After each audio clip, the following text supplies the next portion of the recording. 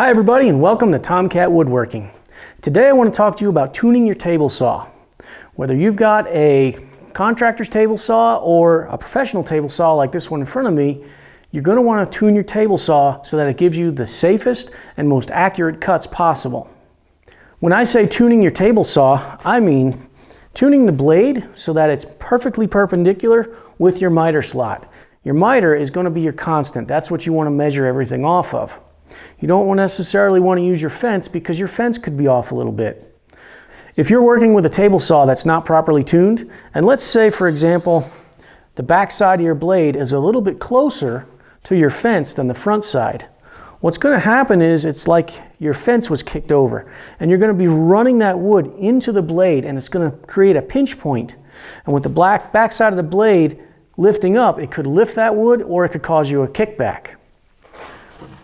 If the front of the blade is closer, it's going to allow the wood to wander back and forth a little bit after it's been cut, again creating not the greatest of cuts and possibly a dangerous situation. So you want this blade to be perfect. So how can you tell if your table saw is off in the first place? Well, for me, when I made a cut, I would hear the wood come in on the front of the blade and get cut, and then I would hear it getting cut again on the back side, which led me to believe that something was off. And I had that pinch going on. It wasn't extreme, but just something was going on. Another thing you might look at is the scarring left behind from the teeth of your blade. If you have all these scars going all one direction, that's going to tell you that one side of the blade is hitting the wood and the other one is not. If you have them crisscrossing in a nice even pattern, that means that both ends of your blade are hitting the wood. Now I went on to Amazon and I picked up this dial indicator.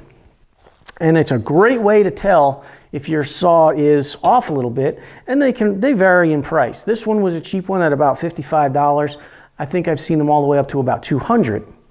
This is going to work for me. And I can tell by the box it's made in China most likely, or something like that. Another way you could do it is to take a ruler and line it up with your fence, take your measurement, take it on the other side of your blade, and we're going to get into that too. You don't want to spin your blade, but and then take another measurement. The problem is that's going to be for really big measurements. This is going to give you really fine measurements. We're talking down to the thousandths of an inch. Now this indicator can be used in a number of different ways. It's attached here. You can also turn it 90 degrees. You can slide it back and forth on here. You can take this back piece off. You can even take this wing off here. You can mount it right there. You can use it, you can just set it up in a bunch of different ways. But today, this is the best option for me for today.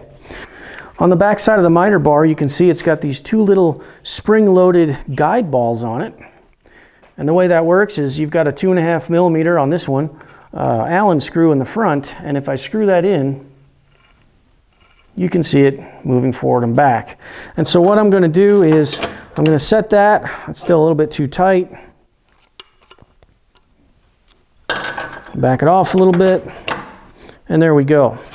Good and snug. I want it snug. I want it putting pressure either forward, or if you had to turn it around the other way, putting that pressure backwards. It doesn't matter as long as there's pressure on this thing to keep it in line on the other side.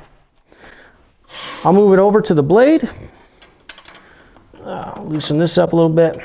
And now when I bring this in, you'll watch the needle. I just want it to touch. That's good enough. That's all I need. Now that my indicator's in place, I'll spin my gauge until it reads 0. And you'll notice I put a little X on the blade here. You want to measure from the same spot because not all blades are created equal and they're not perfectly straight. So you want this to be a constant. So we've got our X, we're zeroed out, slide on down the blade, move our blade over till we hit that same spot. And now I'm showing 0.15 of an inch off. And I'll double check it. 0, come back, 0.15 of an inch off. Okay. So that tells me kind of what I suspected, which is the back side of the blade is closer to the miter than the front. All right, I just got done adjusting my tabletop, so now my blade is perfectly in line with my miter slot. Turns out it was pretty easy on this table. 4 bolts in the corners and loosen it up, smacking around with a mallet until everything reads 0. Let me show you that real quick. All right, my dial's set up to 0 and X marks the spot. So I'll move it along down the line with the blade. X marks the spot again, and I'm directly on 0. Now, one thing I learned along the way is if this comes up just a little bit, it throws everything off. Okay, so when you work this and you get to your next spot, push down on it again. Make sure it's sitting all the way down on the bottom of your miter to get that proper reading. And that's all there is to it. Now my blade is properly adjusted to my table.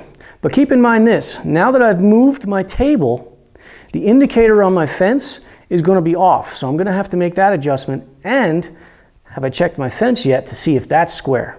That's coming up in the next episode. Guys, I shouldn't have to remind you, but I will anyway.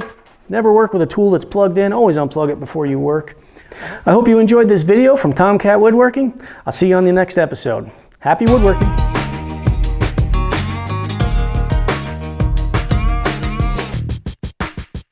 In the first place, well, the way